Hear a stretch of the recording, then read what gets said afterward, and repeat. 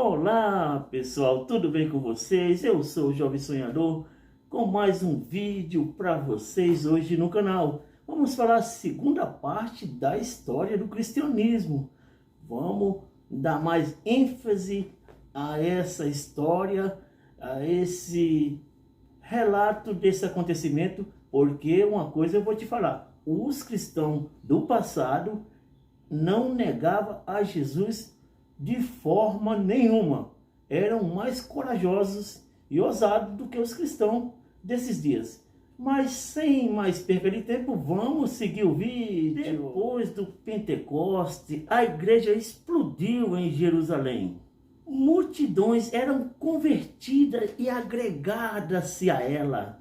O crescimento e a expansão da igreja é registrado por Lucas até o capítulo 7 do livro de Atos dos Apóstolos. Como a igreja ainda estava limitada à Judéia, o próprio Deus enviou uma perseguição aos cristãos contra a ela, e os crentes foram dispersos e foram enviando a palavra por onde eles iam, por onde passavam. Assim é que o apóstolo Filipe chegou em Samaria, quebrando os muros da inimizade, pregando ali o evangelho com muito poder. O povo muito se alegrava ao ver as coisas que Deus fazia por intermédio da palavra. O diácono pregador falava, mas também fazia, pregando aos ouvidos e aos olhos. Os samaritanos também receberam o evangelho. O evangelho se espalhou pelas fronteiras de Israel, com a convenção do perseguidor da igreja, que era Saulo. Mais tarde, a igreja gentia tornou-se a mãe das igrejas culturais. Depois disso, Barnabé e Saulo seguiram para a primeira viagem missionária na região da Galileia, passando por Pérsia, Término, Icônio e Listas, passando por todos esses lugares, constituindo igrejas. Na segunda viagem missionária, Paulo e Silas, por orientação divina, foram para as províncias de Macedônia e de Acaia, plantando as igrejas em Filipos, na Tessalônica, Bereia, de Antioquia da Síria. Paulo escreveu as cartas aos Gálatas, Coríntios e aos Tessalonicenses. Na terceira viagem missionária, Paulo visitou a província da Ásia Menor, passando 3 anos em Éfeso, a capital da província, de onde escreveu as 2 cartas à igreja de Coríntios. Nesta cidade cosmopolita de mais de 300.000 habitantes, havia o templo da deusa Diana, um palácio de mármore 4 vezes maior do que o quartelão de Atenas, uma das 7 maravilhas do mundo. Paulo ali ficou na Ásia Menor. Igrejas foram plantadas em toda a província, em virtude da fome que assolou o mundo.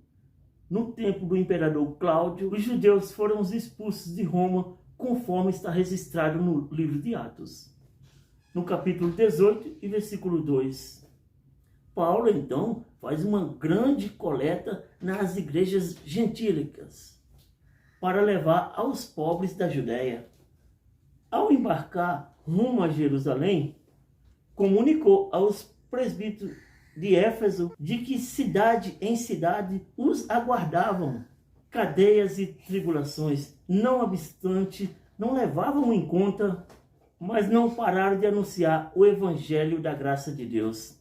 Em Jerusalém, escreveu a sua mais robusta epístola, a carta aos Romanos, onde compartilhou os seus desejos em visitar a capital do império e repartir com a igreja a palavra, sendo por ela enviado até a Espanha, mesmo tendo significativo de ajuda financeira aos pobres da Judéia.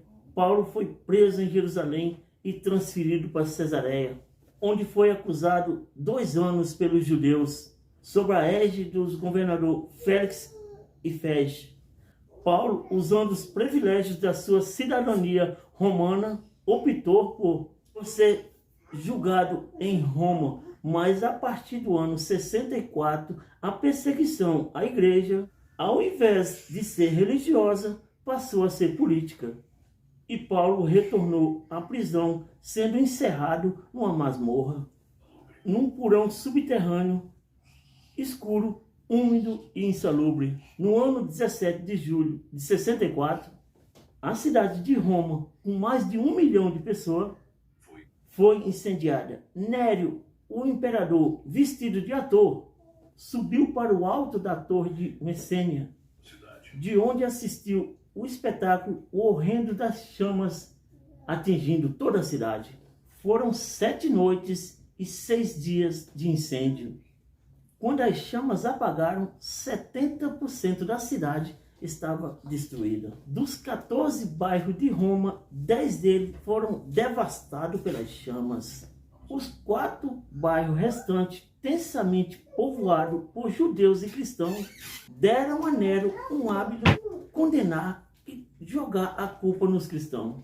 Começa então uma brutal perseguição à igreja. Faltou madeira para tanta cruz. Tamanha a quantidade de crentes crucificados.